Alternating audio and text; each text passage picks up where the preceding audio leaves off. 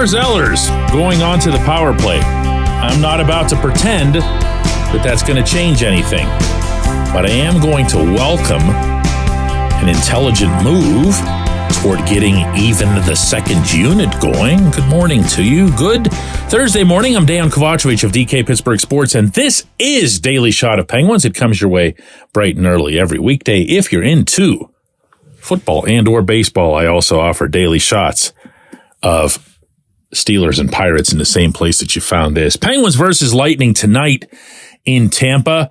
Penguins will be trying to salvage a couple of points from this brief 2-game trip. They did get the one the other night in Nashville by battling back in the third period, lost it in overtime, thanks in part to a blown call that should have been interference, and whatever. That's over. They've actually played really well in Tampa for a while now. Not something that I was able to put my finger on at any point in that process. They've actually really smoked the Bolts down there over the last couple of years. Regardless of who was available to Tampa or if Andrei Vasilevsky was in net, didn't matter. So maybe this will be a good opportunity for the Penguins, as crazy as it sounds, because the Bolts are playing good hockey. Bolts obviously have some really good players. But let's not pretend that the Penguins aren't entering Amalie Arena with all kinds of unwanted luggage. Almost all of it in the form of a power play drought that has now stretched 20 opportunities, and which incidentally didn't exactly have anything good happening before this slump. To that end, I'll at least give Mike Sullivan some small credit, not much, for tinkering here and there and even daring for the one night in Buffalo to put Evgeny Malkin on the second unit. Whether he was message sending, whether it was sincere, that's up for debate. The fact that Sullivan went right back to Gino with the first unit the next night would suggest that it was the former and not the latter. But one of the many things that this power play needs right now is some additional smarts. And that's not to suggest that Sid and Gino and Jake and Carlson and Letang and whoever else are dummies. They're anything but. That said, yesterday in Nashville, before the team flew down to Tampa, the practice showed Lars Eller on the second unit. Now, you guys have heard me glow about Eller going all the way back to his acquisition. I don't believe that he's exactly disappointed. This is a really, really good hockey player. And he's really good at both ends, as I recall telling you back in the summertime. He's also just a raging hockey intellectual. And by that I mean not just his instincts on the rink, because you can talk about hockey smarts and you can be talking about a lot of different things. He's got it all going on as far as the active thought process and the off the rink thought process. You know what else he's got, though? He's got some humility to him. He knows he's heading into his mid-30s. He knows he's not the guy who would occasionally bump up to the top line in Washington or be on their power play. And he accepts his role, where he is in his career, loves the game, loves contributing in any way that he can. Humble as they come for someone who's had a pretty nice National Hockey League career, particularly in coming from a country in Denmark that doesn't produce a ton of that. So presuming, and I think this is a false presumption, but I'm going to share it anyway, that the second unit's going to get any kind of power play time. First of all, as I delineated on yesterday's program, the Penguins don't get many power play opportunities, period. But when they do, power play one stays out there pretty much for as long as they please. It's going to be a situation where they're out for a minute 15, minute 20, and the other guys will just basically get one rush up the rink. However, I'm just going to ask you to play along, all right? What Eller can bring you in any situation is the right play. And if I say a couple of things here, maybe they'll trigger some memories of yours just from this season of plays that he's made where he's in the zone? Let's say he's out there with Radim Zahorna and Drew O'Connor back when that was a line. You would see that if he didn't have a better option, if he didn't have an instant 100%er of a pass to complete, he would just turn and whip it toward the net. He didn't really particularly care if he had that much of a chance to score, but he would whip it toward the net because he understood that in that setting, that's the best play that he could make because it would be the one that would force the opponent into the most uncomfortable conceivable position in that split second, because no one wants to be chasing rebounds around because they're unpredictable. The goaltender doesn't ever want to have a puck come his way. It could bounce off somebody. It could, go in off one of their blades, one of your blades, whatever it is. And that's what he would do.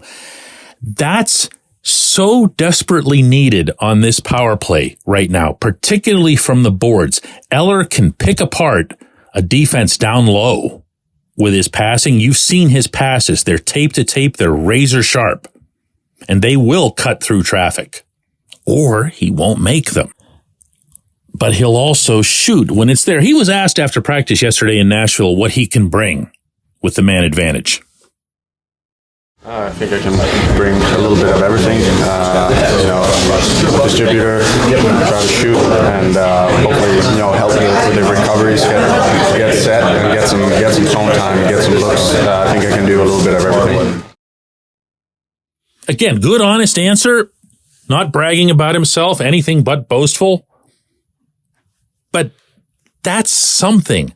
That's at least, you want to talk about message sending. What if he were to go out there with that second unit and make some kind of offense out of nothing?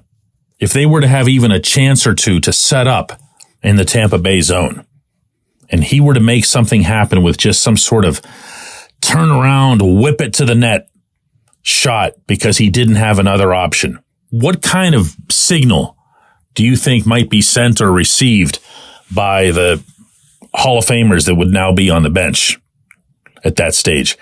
You gotta try stuff like this. You just gotta. That's not to suggest this is some sort of cure-all or whatever, but this is the kind of thing that Sullivan really needed to have been doing all along, instead of pretending that this was just gonna kind of magically morph into something good. When we come back, J1Q.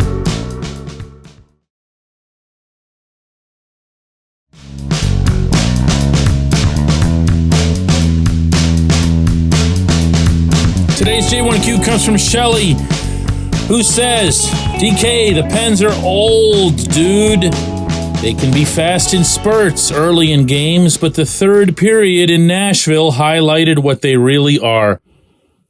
Time is undefeated, DK, and I know you think they're fast, but they don't have the wind to compete.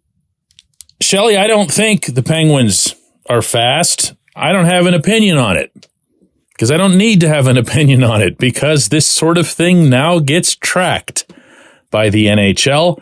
And as of this season, it gets distributed to the masses. You can find it online at NHL Edge.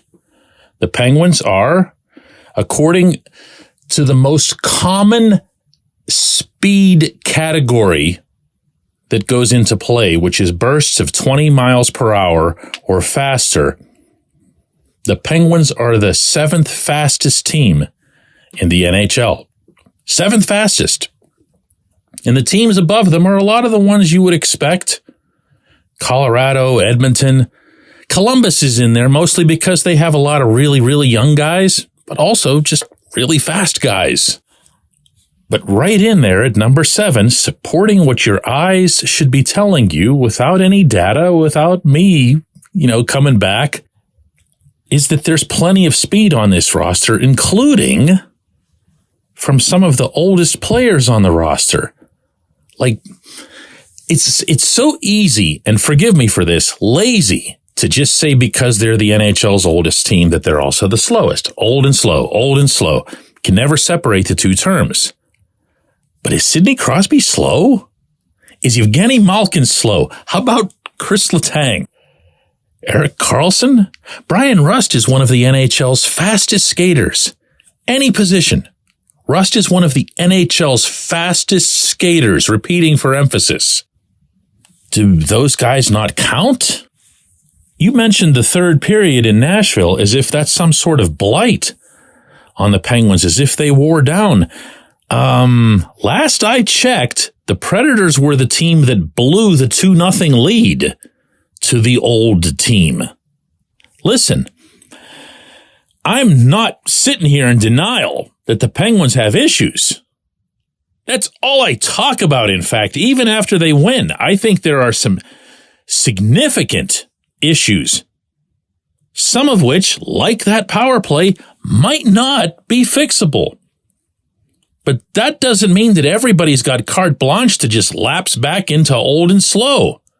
They're old. That's also supported by data. They are the league's oldest team, and their most important players are among their oldest.